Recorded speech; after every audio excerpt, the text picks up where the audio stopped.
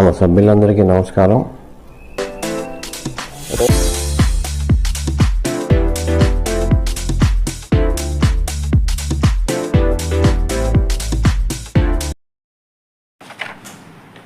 Hi friends, this is Sahadev Varma.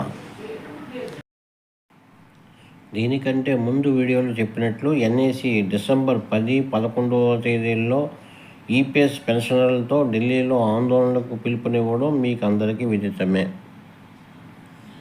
All India EPS pensioners minimum pension 7,500 plus DA మొదలగు సమస్యలపై December 10, 11వ తేదీల్లో ఢిల్లీ రామలీలా మైదానంలో అతిపెద్ద ర్యాలీ నిర్వహించుటకు మరియు జంతర్ మంతర్ వద్ద ఆమరణ నిరాహార దీక్షలు చేయుటకు ఏర్పాట్లు చేయడం, దానికి సంబంధించిన పోలీసు అధికారిక పర్మిషన్లు కూడా NAC chief commander Shri Ashok Rawat గారు తీసుకోవడం కూడా జరిగిపోయింది.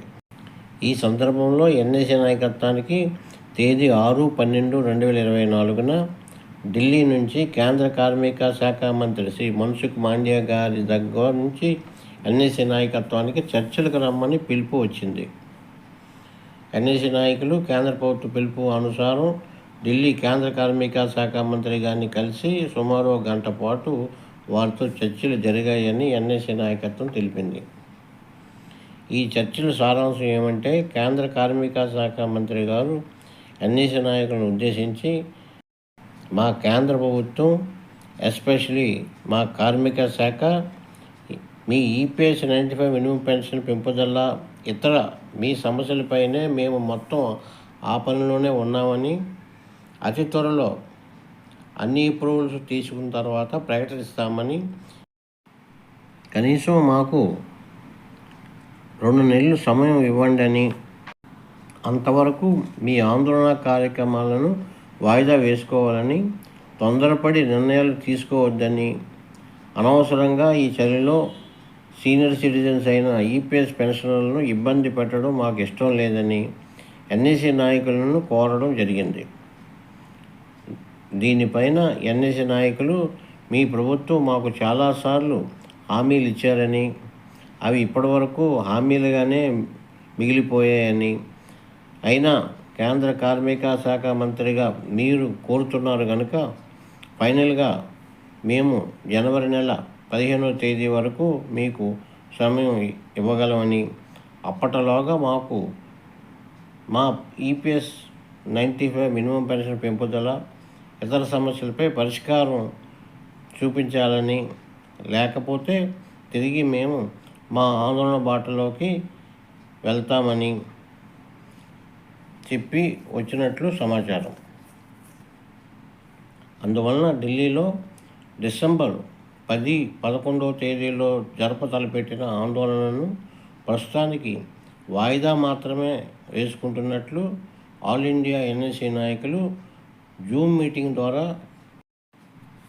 దేశవ్యాప్త నేషనల్ యాజిటేషన్ కమిటీ సభ్యులకు మరియు ఎన్ఏసీ రాష్ట్ర జిల్లా నాయకులకు, అదేవిధంగా ఈపీఎస్ 95 పెన్షన్లందరికీ ఈ సమాచారం అందించమని,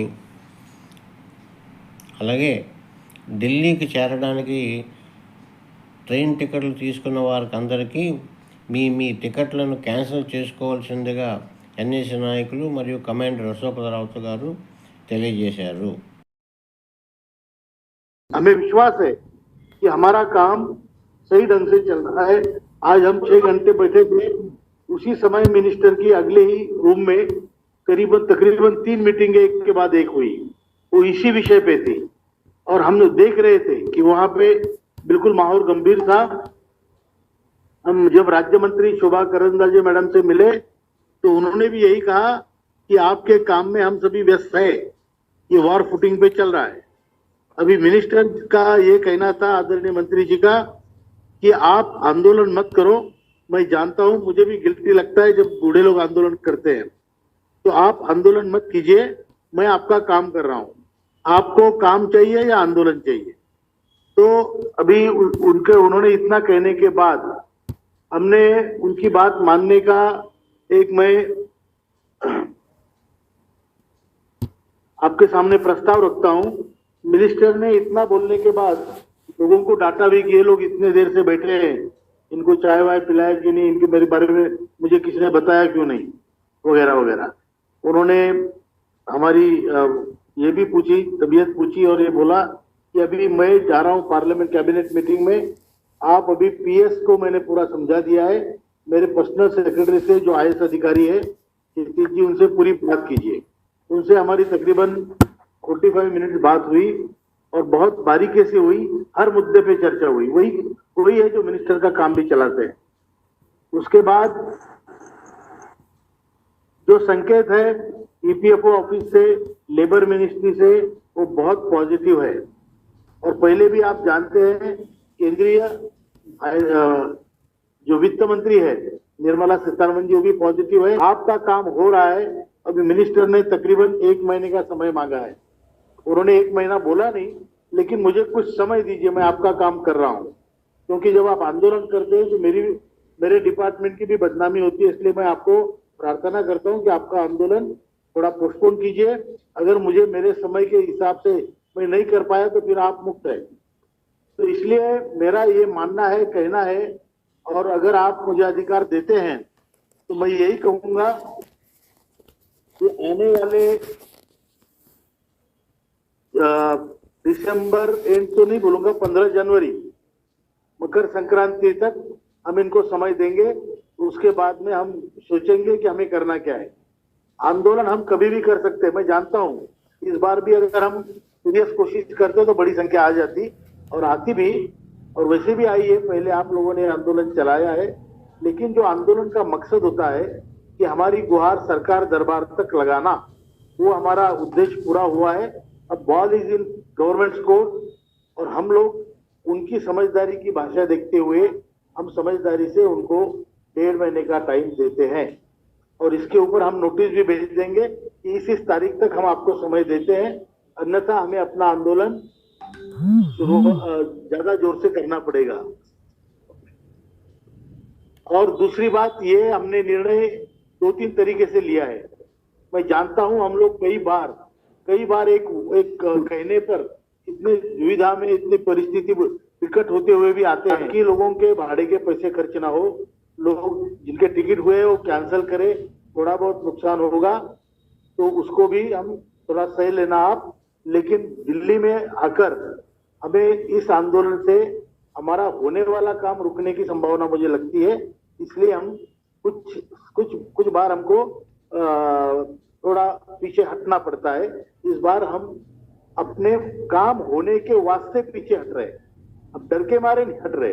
काम हमारा हो जल्दी से जल्दी, हमारी विश्वासार्हता बनी रहे, इसलिए हम ये सभी चीज, आप मेरी भावना है वो सभी को समझाइए, मैं आपसे प्रार्थना करता हूं।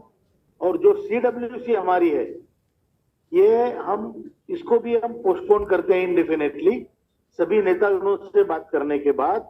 उसके बाद जब सबकी इच्छा होगी तब उसको करेंगे। और जो आंदोलन है उसको भी हमने कैंसिल नहीं किया है, इसको हम पोस्टपोन कर रहे हैं।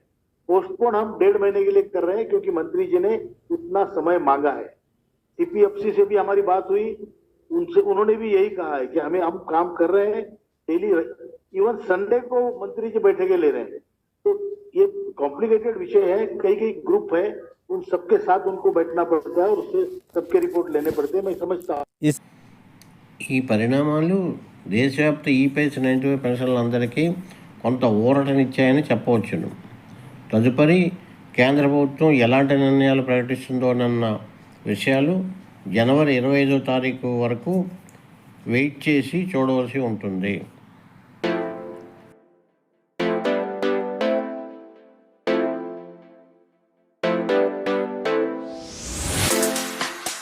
Hope for the best. మరి ఒక కొత్త సమాచార వీడియోతో మీ ముందుకు వస్తాను.